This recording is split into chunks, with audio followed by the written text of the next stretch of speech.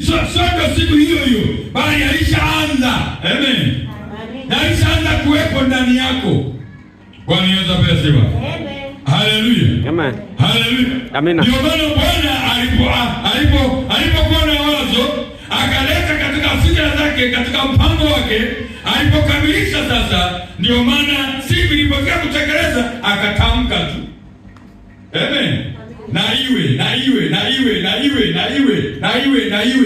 Haleluya. Haleluya. Bwana Yesu asifiwe. Amen.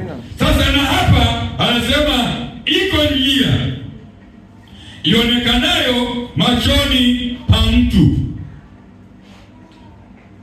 Iko njia ionekanayo kuwa sawa. Yaani maana yake ni kwamba unapowaza, unapofikiri na unapoamua kutenda kwako wewe inakuwa ni sawa. Bwana Yesu asifiwe.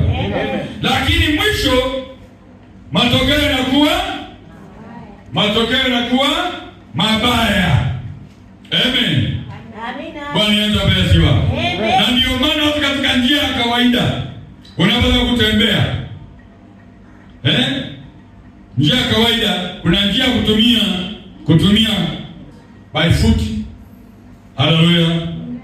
Kuna njia kutumia bahari ya meli, ya anga ya ndege, lakini wewe ukapanda ndege hali ujui wewe unaenda wapi. Utakuta wenzako wanafika vituoni wanashuka. Haleluya. Ikifika Nairobi wanashuka.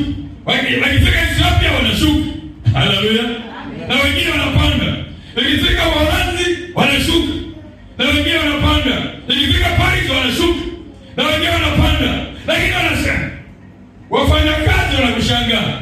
Haleluya.